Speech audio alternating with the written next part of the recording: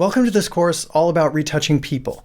Over the next several hours, we're going to do a deep dive into the world of high-end portrait retouching, which is something I have a lot of experience with. I think that a lot of people get intimidated with portrait retouching because Photoshop can be a bit of a complicated program, and it's not easy to do high-end portrait retouching. But being really good at retouching has a lot of benefits. Firstly, for you as a photographer, you can make sure that your work is technically perfect, or at least as perfect as you want it to be. If you're trying to make money from photography, then doing your own retouching can save you a lot of money because good retouchers are really expensive. It also gives you complete control over your entire workflow from start to finish. And even if you're eventually really successful as a photographer and you no longer have the time or the desire to do all of your own retouching, knowing what good retouching looks like versus bad or amateur retouching will help you to ensure that you're only putting out the best quality work. Or maybe you want to try and earn a living as a retoucher. There's a lot of potential in that field. High-end retouchers can earn hundreds of dollars an hour in many cases. So a little bit about me and my experience with this.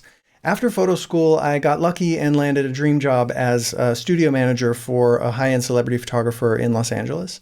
And in addition to all of the studio duties, the lighting design and things like that, I was also in charge of all of the retouching. So right out of photo school, I was retouching magazine covers and ad campaigns and things like that. And I stayed in that job for about 5 years, and then I decided to go out on my own. So I started shooting for my own clients, but I also started a small agency that provides digital capture and post-production services to mostly high-end celebrity photographers. So they come to me and my team and we provide them with digital capture services like this cart that you see behind me here. Somebody will show up with all of that equipment and make sure that it's running smoothly during their photo shoots. And then we also do retouching for them after the fact. So in doing that, I've worked with some of the most successful photographers in the world. I've retouched covers for most of the major magazines, Vogue, Vanity Fair, Harper's Bazaar, Esquire, GQ, and on and on. I've worked on global campaigns with all of the major movie studios, big ad campaigns, and things like that. So over the last 15 years or so, I've spent literally thousands of hours in Photoshop, and I've developed what I think is a really efficient workflow and some really cool techniques to achieve very naturalistic retouching. My goal as a retoucher is always to be as invisible as possible. I don't want anyone to ever know that I was there. And that can be the most difficult type of retouching. It's easy to make somebody look like they're made out of plastic or like they're a wax statue or something, and that's not what I'm here to teach you. You can go to YouTube for that. I can look at a photographer's portfolio and instantly tell what level of experience they have based on the quality of their retouching. And in my opinion, that's generally not something that you want to have your work judged by. The best retouchers do work that never calls attention to itself. And that's an idea that we'll cover in detail as we go along. So anyways, let's talk briefly about a few ways that you can get the most out of this course. You should have at least a basic knowledge of Photoshop. So if you're just starting out, I highly recommend that you take my Photoshop Fundamentals course. And everything that we'll cover in this class kind of builds on that one. So if you do find that you're getting stuck or there are certain things that you're not understanding as we go through this course, I would recommend maybe reviewing that course as well. But I'll make sure to explain everything that we're doing in detail, so hopefully you won't get lost. And a few technical notes, I highly recommend getting a Wacom tablet like this one. I've talked about this in some other courses, but that's a pressure-sensitive tablet that allows you to use a stylus to control the cursor on the screen. And that, especially in portrait retouching, is really important. It allows you to make more precise selections and to do much faster and higher quality brush work when we're getting into dodging and burning and skin smoothing and things like that. Having that tablet is a lifesaver. Your work will be dramatically faster and much better quality. And they're not terribly expensive, so I would highly recommend getting one of those if you don't have one already. And we should talk just briefly about your viewing environment. It's important that what you see on your screen matches the way that your files actually look as closely as they can. And there are a few steps that we can take to ensure that that's the case.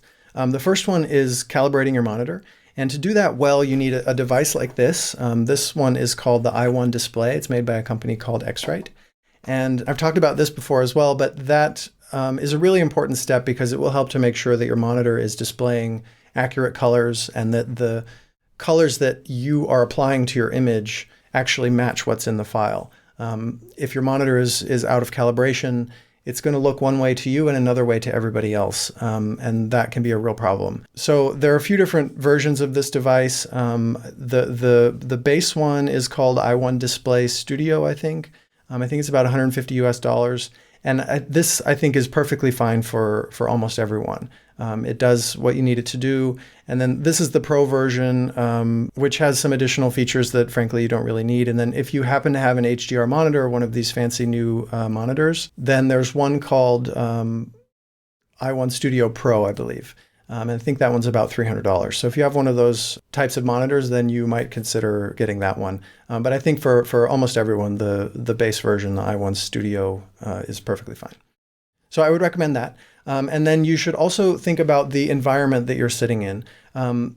If you have anything very bright going on behind your monitor, like if there's a window behind your monitor or something like that, that brightness can affect your ability to accurately perceive the image that you're seeing on the screen. So your perception of contrast levels and colors and things like that will be negatively affected by having something very bright in your immediate field of view as you're editing. And in a similar sense, you should also make sure that you don't have many different colored lights around you as you're editing. So if you have a desk lamp with a really warm light bulb in it, or a light on your ceiling, or a floor lamp or something like that, each of those lights is going to throw a different color, and your brain is going to have a hard time deciphering all of the color that's coming from those different lights and the color that's coming from your monitor. So I would recommend either turning those lights off, or putting daylight balanced bulbs in those fixtures to make sure that they're as close to the light that's coming out of your monitor as possible. And also, if you have your editing station set up in an area where there's a lot of really bright color, like if you have a brightly painted wall or something like that, that color is also going to change your perception of what you see on the screen.